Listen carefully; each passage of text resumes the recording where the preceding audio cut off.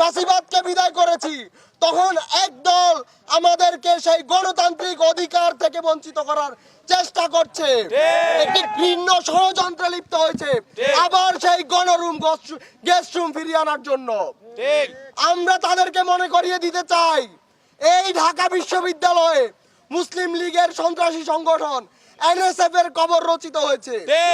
এই ঢাকা বিশ্ববিদ্যালয়ে জাতীয় ছাত্র সমাজের কবর রচিত হয়েছে। এই ঢাকা বিশ্ববিদ্যালয়ে ছাত্রলীগের মতো দানবের কবর রচিত হয়েছে। যদি ছাত্র দল শিক্ষার্থীদের বিরুদ্ধে যায়, এই ক্যাম্পাসে ছাত্র দলেরও কবর রচিত হবে। আমরা ছাত্র দলকে বলতে চাই, শিক্ষার্থীদের বিরুদ্ধে যাবেন না। শিক্ষার্থীদের বিরুদ্ধে গিয়ে কেউ কখনো ছাত্র রাজনীতি করতে পারে না।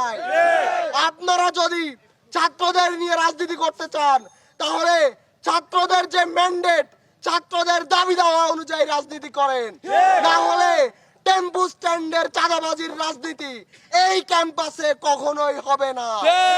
সাধারণ শিক্ষার্থীরা কখনোই সেটা মেনে নিবে না। আমরা প্রশাসনের কাছে দাবি জানাই, অতি দ্রুত ডাকসুর যে রূপরেখা সেটি আমাদের কাছে প্রকাশ করুন।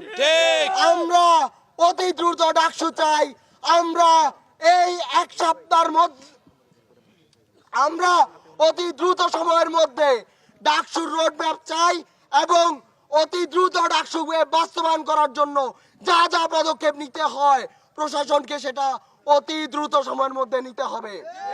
ডাকসু হওয়ার আগ পর্যন্ত আমরা রাজপথ ছাড়বো না। আমরা এই রাজপথ ছাড়ছি না। তাই অবিলম্বে ডাকসু দিন। ইনকিলাব জিন্দাবাদ। এই ঢাকা বিশ্ববিদ্যালয় ক্যাম্পাসে কিন্তু আইয়ুব খানের পেটো বাহিনীর কবর রচিত হয়েছে। বাংলাদেশ স্বাধীন হওয়ার পরবর্তী সময়ে যতগুলো দানব তৈরি হয়েছে, সবগুলো দানবের কবর এই ঢাকা বিশ্ববিদ্যালয়ে রচিত হয়েছে। ছাত্র দলের এই ইতিহাস মনে রাখা প্রয়োজন। ভাইস চ্যান্সেলর স্যার শুধু একজন ব্যক্তি নন, তিনি ঢাকা বিশ্ববিদ্যালয়ের প্রতিনিধি। তাকে অপমান করার মাধ্যমে এই ছাত্র সংগঠন আমাদের ঢাকা বিশ্ববিদ্যালয় এবং তার সকল শিক্ষার্থীকে অপমান করেছে। ঢাকা বিশ্ববিদ্যালয়ের বর্তমান যে প্রশাসন, সেই প্রশাসন ডাকসুর পক্ষে কথা বলার পর থেকেই ছাত্রদল এবং অন্যান্য যারা ষড়যন্ত্রকারী আছে তারা কিন্তু বক্তব্য দেওয়া শুরু করেছে তাদের বিরুদ্ধে। আমরা এর তীব্র নিন্দা জানাই। আমরা বলতে চাই, অতি দ্রুত সময়ের মধ্যে ভাইস চ্যান্সেলর স্যারকে মেরুদণ্ড সোজা রেখে তাকে রোডম্যাপ ঘোষণা করতে হবে এবং তার সময়সীমা 72 ঘন্টা মাত্র। 72 ঘন্টার মধ্যে যদি রোডম্যাপ ঘোষণা করা না হয়, তাহলে কঠোর থেকে কঠোরতর আন্দোলনে আমরা যাব। আমরা আবরারের ঘটনা দেখেছি, আমরা দেখেছি আমাদের শহীদ ভাই আবু বকরের ঘটনা। আমরা এ ধরনের ঘটনার আর পুনরাবৃত্তি চাই না। 5 আগস্টেই তার বিদায় হয়ে গিয়েছে। আমি দলের নির্বাচনী মেম্বার হতে, ডাকসু নির্বাচন দিতে তাদের ভয় কিসের, আমি সেই জিনিসটি জানতে চাই। আর আরেকটা বিষয় হচ্ছে যে এই যে গেস্ট রুম কালচার, গণরুম কালচার, এটা কোন আমলে শুরু হয়েছিল সেই ইতিহাস কি আমরা জানি?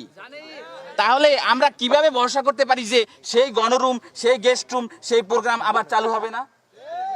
সুতরাং আমাদের কথাই স্পষ্ট, আমাদের অবশ্যই গেস্ট রুম, গণরুম এবং প্রোগ্রাম, যার জন্য আমরা এই আন্দোলনে যোগ দিয়েছিলাম এবং শত শত এই যে অন্যায্যের বিরুদ্ধে আবরার হত্যাকাণ্ড হলো, আবু বকর হত্যাকাণ্ড হলো, এরকমের নিকৃষ্ট আচরণের বিরুদ্ধে আমরা নামছিলাম, সেটা যদি আবার ফিরে আসে তাহলে আমরা যে বাংলাদেশের স্বপ্ন দেখি সেই বাংলাদেশকে আমরা গঠন করতে পারবো না।